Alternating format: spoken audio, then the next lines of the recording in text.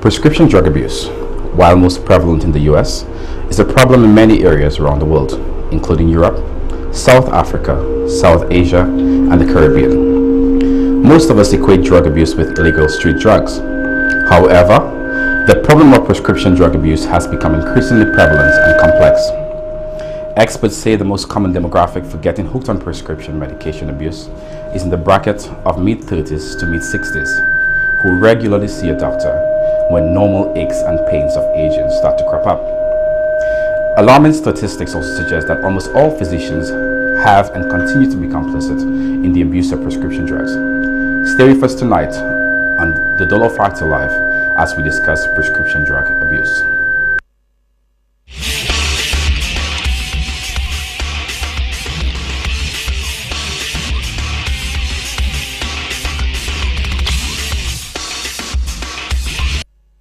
The views expressed in this program are those of the host and guests and in no way represent those of DBS and are not intended to determine decision-making processes.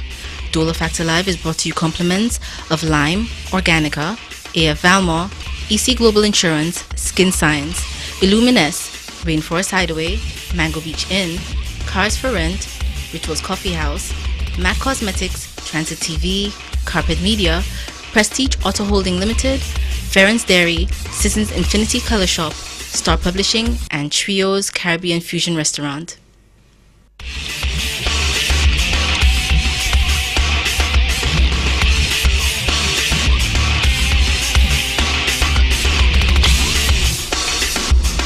Good night, and welcome to the Law Factor Live.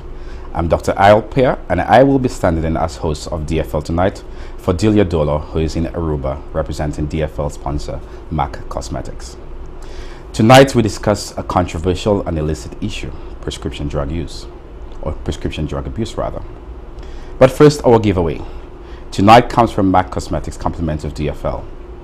To win, tell us which country is DFL's host Delia Dolo in tonight, and which sponsor is she representing. Pretty easy. Men, you may enter as well, as it's a great gift you can give to your partner, your mother, your sister, and they don't need to know you won it on DFL. Now to our topic. I sat in horror and utter disbelief as the verdict was being read to Dr. Conrad Murray, who was accused of causing the wrongful death of pop legend Michael Jackson. Dr. Murray, a physician, cardiologist, would at some point during his career sworn by the Hippocratic Oath to first do no harm and to not prescribe lethal drugs to anyone if asked. Yet there he stood in a courtroom, and I can only imagine the plethora of thoughts running through his mind. The drugs which would eventually cost Michael Jackson his life are drugs I and every other physician prescribe daily. My grief-stricken reaction was not merely brought about by the loss of my favorite pop icon, nor was it because Dr. Murray was a Caribbean national, but moreover because it could have been me in my capacity as a physician on that stand, fighting to save my life and my career. Here to discuss this pervasive problem with me tonight is Mr. Angus Macmillan, a very well-known face to the Law Factor. Welcome, Angus. Thank you, Ajay. Good to be here. Before the show started, we were privileged to have tasted some of Ferrens' ice cream. I must admit that I once was a very big fan of ice cream, and because of my decision to perhaps live a healthy life, I cut back on it. But tonight was a very good reason to go back to eating some ice cream. I must say, the green one there, I'm not sure what flavor that was. Pistachio I suspect. was by far my favorite. Good to have you back on the show, Angus. As always, you're very familiar with the show, and I could call you a co-host of sorts, given the fact that it's just you and I tonight. But let's start off with a two-in-a-row question, as always. And since it's just you, chances are you may just have two of them tonight to answer. Okay. The first one will be, what's the worst excuse you have ever been given, or have you ever heard for being late?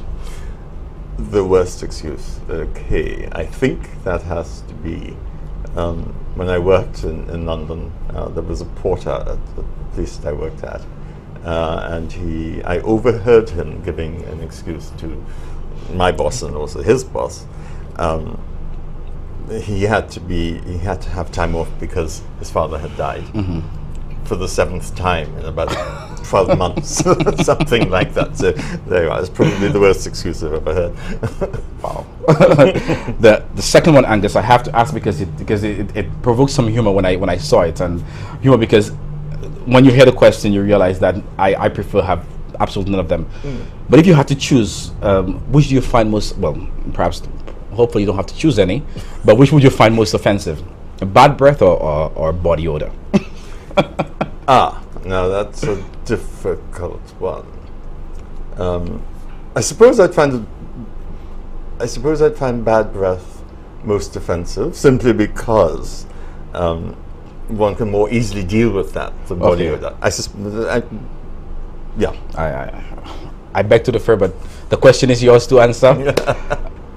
Well, I mean, the only reason I say that is because sometimes body odor is something that is natural and very difficult to deal with. Not saying that bad breath is not natural, but it's perhaps easier to deal with, hygiene-wise.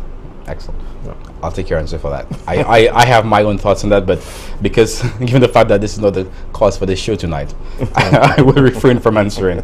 You're watching the Dollar Factor Live. We'll be back after the break. Thank you.